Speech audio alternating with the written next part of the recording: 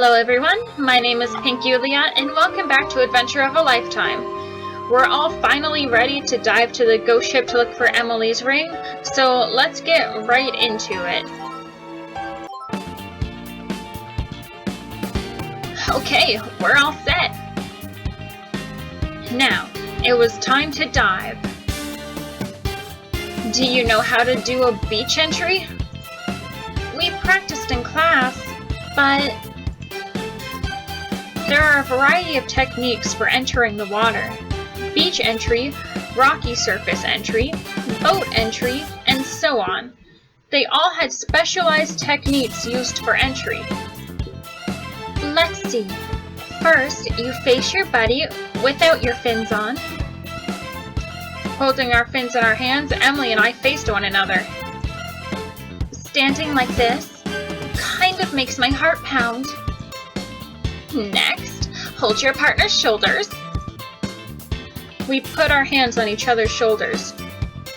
And now, holding this position, we walk sideways. Facing each other, our hands on each other's shoulders, we sidestepped into the water. This entry method was used on the beach because the soft sand could cause you to sink and lose balance. Sorry, I had a heart attack trying to get that out there. There weren't many waves here, but at other beaches, the incoming waves were a real threat. Not to mention all the heavy equipment we wore. Once we reached deeper waters, we helped one another get our fins on. And there we go! Got it? Yeah. Emily kicked her legs in the water to make sure the fins wouldn't come off easily. Okay, time to go under. Right. Wait! Just wait a minute! What's wrong? Let me breathe for a minute. Breathe in. Breathe out. Okay. I'm ready. Try not to worry so much, but if you get scared, just give me a sign. Roger. Right. It's time. Get ready. Go! And into the water we go!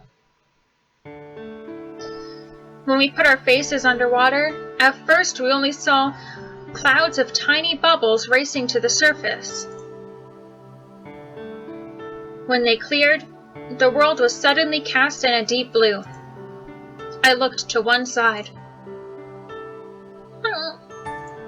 I couldn't see her expression through the mask, but her movements were stiff from nervousness. Relax. Just relax. I touched her shoulder to comfort her. Right. Relax. I pointed forward and down. Let's go. Okay. Slowly, we went deeper and deeper into the water, reusing an image from last time, though. It was hard to simply dive down for beginners, as human bodies tend to float in water. So we moved toward the inlet's entrance, swimming just under the surface. As we moved away from the sandy floor of the inlet and over a steep cliff, the ocean floor was spread out before our eyes. As we moved further out into the open ocean, Emily's nervousness only intensified. I like the little animated bubbles, it's a nice touch. I took her hand and we swam out further. Not long after, it slowly came into view.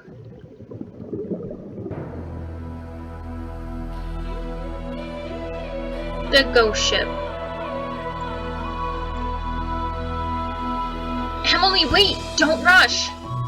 I stopped Emily as she had subconsciously started speeding up, then tapped my ear. And then she seemed to remember something important. She stopped moving and pinched her nose through her mask. She was equalizing her ears. Yeah, cause the pressure's different. It goes higher or something as you go lower into the ocean, kind of like when a plane takes off, but you're not careful, your ears will pop. There are several areas where air can get trapped in the human body. The ears were two of them, and as you dive deeper and the outside pressure increases, those air pockets are squeezed. If you go too fast, it can cause pain or even rupture in the eardrums. Equalizing is used to prevent that from happening. One technique is to hold your nose and breathe out. This pushes the air to your ears. By increasing the amount of air in those spaces, you can equalize the pressure inside with the outside pressure. Equalizing the ears is an important skill for scuba, and if you can't do it, then you can't dive deep.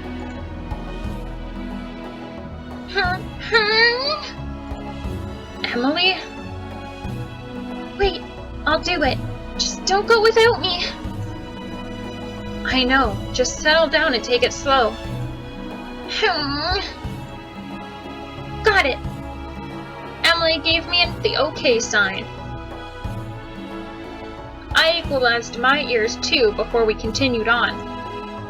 You have to equalize every so often the deeper you dive, but the frequency is different for everyone. And if your buddy is having trouble equalizing, it's important to stop moving and wait for them. Speaking of air pressure, the lungs are also pretty big bags of air. As the outside pressure increases, they get smaller, but breathing helps regulate the pressure naturally. All you have to do is fill your lungs with air from the cylinder. This also means that you can't hold your breath when scuba diving. As we went deeper and Emily continued equalizing, she seemed to calm down. Look, it's the ghost ship! Yeah, so this is what it looks like. It was caught in a rocky crevice on the seafloor. I've heard the rumors tons of times about the ghost ship that wandered the seafloor. It was kind of like a story kids lived for. But I had never seen it myself. But finally, here we were. Emily gazed at the silent ship laying there, her heart heavy with a range of emotions. This mysterious ghost ship had wandered the waters of Ogasawara Islands for 16 long years. Suddenly, a mammalian figure jumped into view. Oh, it's Finn. A dolphin and... See you there! Chisa swam by. Huh? Don't sneak up on me like that! I nearly had a heart attack! Emily complained, air bubbling around her. Chisa dove effortlessly, her movement unhindered by mask or tank. That girl must have gills somewhere. Agreed. Schools of fish had gathered around the ghost ship. Shipwrecks provided large habitats for fish, so they were excellent diving spots. It's beautiful. Emily stared at the magical scene, our goal completely forgotten.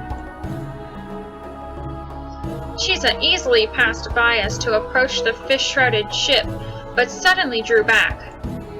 What's wrong? Chisa looked in my direction and threw up a sign by making an X with her hands. Don't come this way! I wasn't sure what had happened, but our original plan had only been to come this far anyway. I gave Chisa an OK sign and led Emily back to the shallows. I wonder what Chisa saw there. Very interesting. I can't go any further. Back on the beach, Emily laid out on the beach in her equipment. Come on now, your equipment will get all sandy. Get it all off first, then collapse. But it's so heavy! We come back after our little dive, but carrying all the gear from the shallows up to the beach was no small task.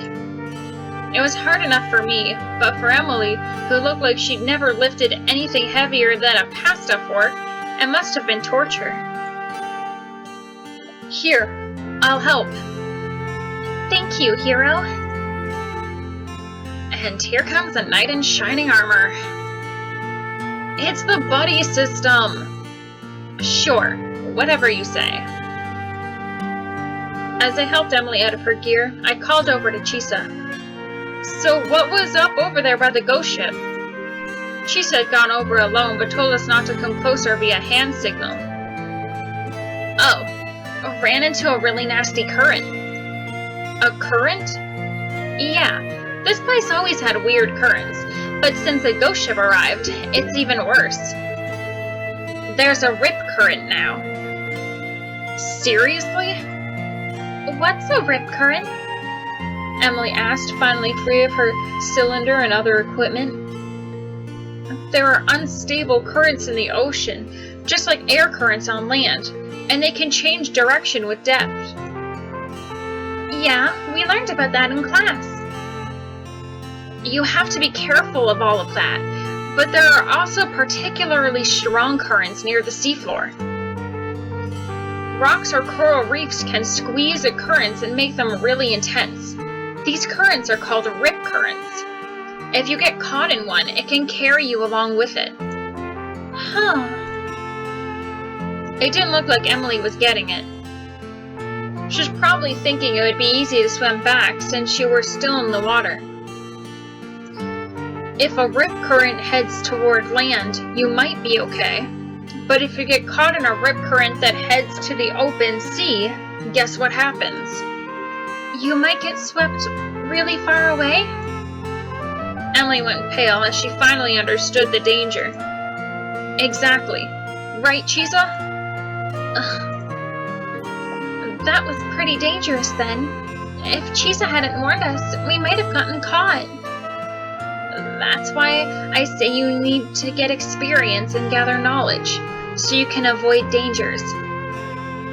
You should heed my advice, you know.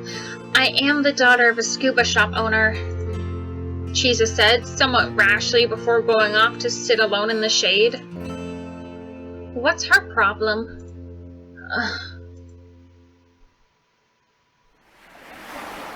Ooh, pretty. I like the coloring of that a lot. Today, I went for my very first dive after receiving my C card. I was invincible in the water.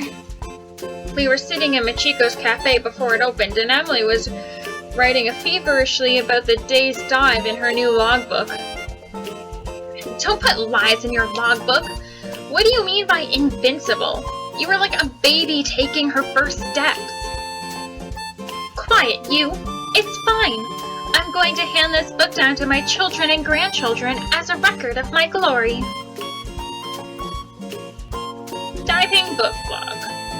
Or diving logbook, I guess. It's cute. It has the, I think those are manta rays on it. A logbook is used to keep track of your dives. They are useful for keeping track of which sea, what depth, and how long you dived. There are sections for other details such as weather conditions, who else was there, and even a space to write, just like a diary. Some people even make sketchbooks of the fish they saw during their dive.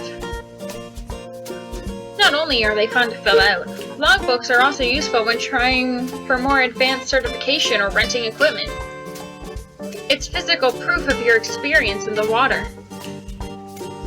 Which is why writing about one's perceived invincibility wasn't such a good idea. I see you're also keeping a logbook. Chisa glanced at my log. Huh? What? Emily saw my sketch of the ghost ship and sulked. Hey, I was going to draw that. Who's stopping you? Never mind. Now I don't want to. Either she didn't want to be second, or she didn't think she had the artistic skill. With a pained look on her face, she went back to writing. Afterwards, Chisa compared our logbooks. We won't be able to get near the ghost ship until Emily gets a bit better at diving. We also have to come up with a more detailed dive plan. The lost engagement ring that Emily was looking for was in that ghost ship. We had to get inside somehow, but entering a sunken ship required quite a bit of skill.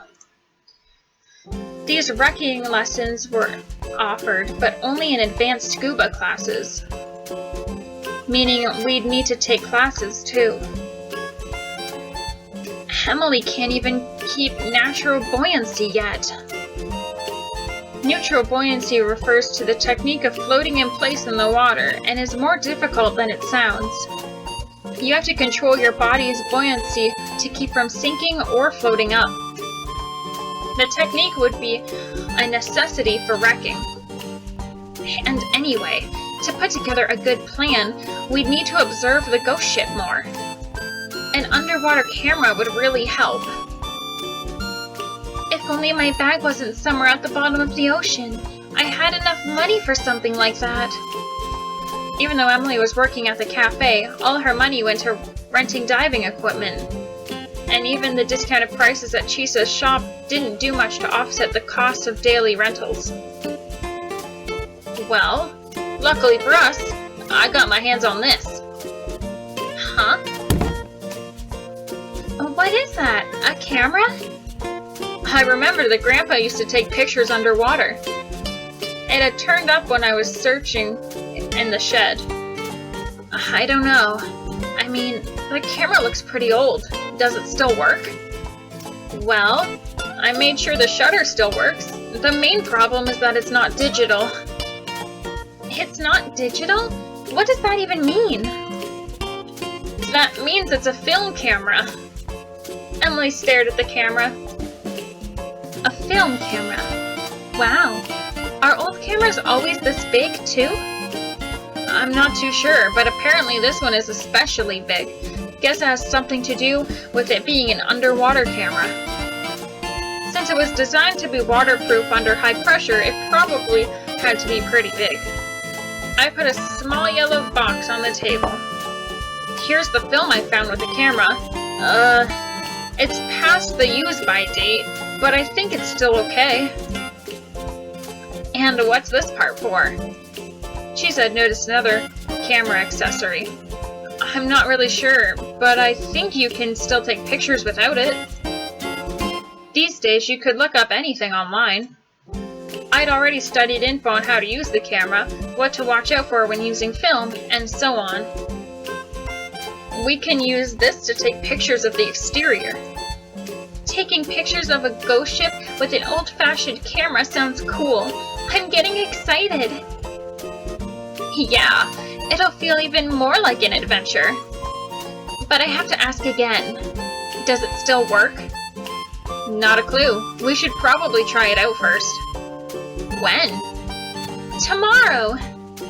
I'd love to say yes, but finances are saying it's a no. Right. I took those classes on credit, but if I use all my wages now, I won't be able to pay it back. Well, summer break isn't over yet. We still have time. And speaking of summer break... Hey guys!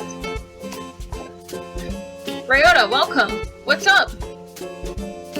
It was still a bit too early for him to be eating dinner. Could you hang this up for me? Ryota pulled a flyer from the bundle in his hand. When I saw what was on it, I couldn't help blurting out. Oh, it's happening again this year! A fireworks show? The flyer had a picture of fireworks on it. The summer festival! We do it in the night of the Bond Festival. The Ogasawara Bond Festival was famous, but on the same day they also held a big fireworks show. Bond Festival.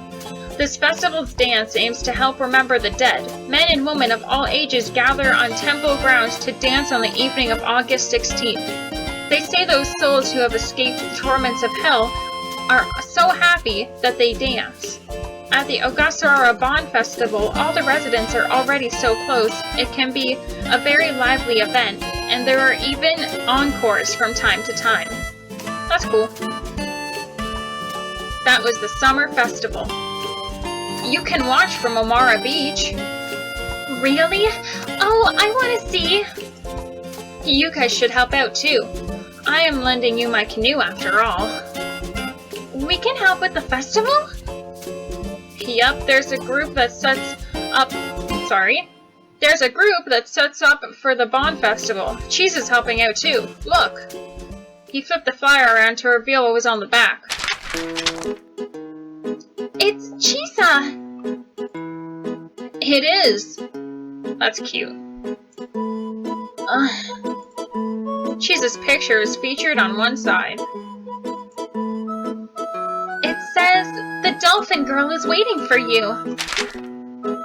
Okay, that's enough. Show's over.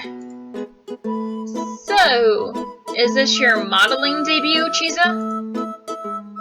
Good for you, Chisa. Cheese is the pride of the island. She's like a celebrity. Seriously, cut it out! Ugh! This is why I told them I didn't want to do it. I can't believe Mom still sent the picture. She used her body to hide the flyer on the table. It was weird to see her so upset. She must have been really embarrassed. So what about you guys? Yes, I want to help. Sure, no objections here. Right, then it's settled. Oh, but I don't want to be a model like Chisa. I think you'd make a great model, but we already made the flyers, you know? Anyway, all that's left to do is pass them out. Oh, right! Hey, hold up, Emily! Where are you going? It's time to open! And she's gone. Must be nice. Chisa sounded envious. She's naive, in a good way, and other people just like seeing her happy. Psh! I just can't stand the way she manipulates people. Still, it seems like you're having fun. Yeah, I mean, maybe a little. And that's all the time I have for this episode. We'll see what the summer festival is about next time, I guess. Thank you so much for watching, and I'll see you next time.